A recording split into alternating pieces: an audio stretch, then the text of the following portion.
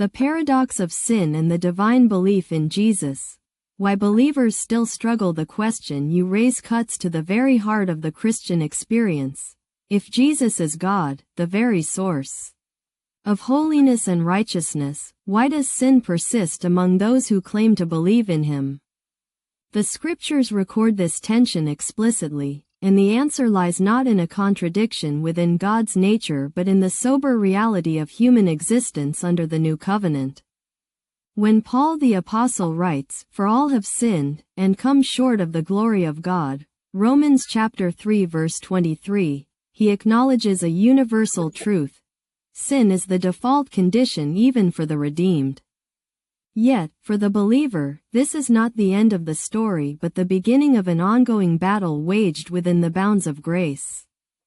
One of the most revealing accounts of this paradox is found in Romans chapter 7, where Paul describes the conflict between the law of God and the law of sin in the member of a Christian.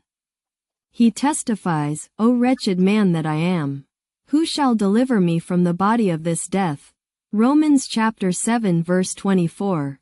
Here, the apostle demonstrates that the presence of sin is not a denial of Christ's lordship but the raw, unvarnished experience of a redeemed yet sanctified soul wrestling against the ants of corruption. The key insight is that believers are not completely free from sin in this life. Rather, they are set free from its power. Romans chapter 6 verses 14-22. Sin's persistence is not a sign of weak faith but an acknowledgement that flesh warps against the Spirit. Galatians chapter 5 verse 17.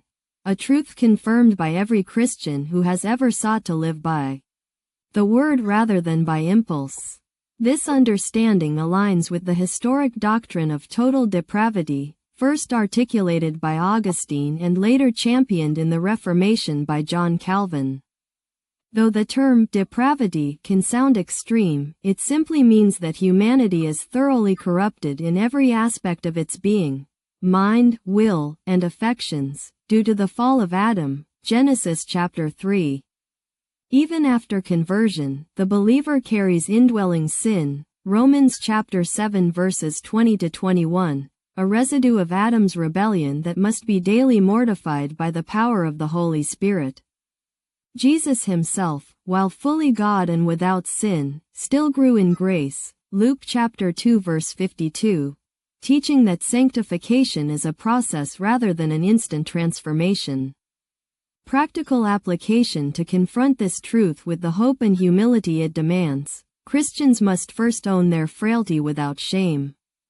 The sin that remains in us is not a surprise to God. He has equipped us with His Word and the Holy Spirit to wage war against it. Begin each day by confessing your continued sinfulness to the Lord, as David did in Psalm chapter 51 verse 3. "For I acknowledge my transgressions, and my sin is ever before me." This is not wallowing in defeat but acknowledging the battlefield where sanctification is won. Next, actively pursue holiness through renewed devotion to Scripture and prayer. Sanctify them through thy truth. Thy word is truth. John chapter 17 verse 17, is Jesus' own command to His people. Finally, fix your eyes on Christ, the author and perfecter of your faith. Hebrews chapter 12 verse 2. And remember that even Jacob, a man of God, carried the blemish of his sin until his final hours. Genesis 32-28. Your struggle is not a contradiction of Christ's lordship but a testament to the ongoing work of grace in your life.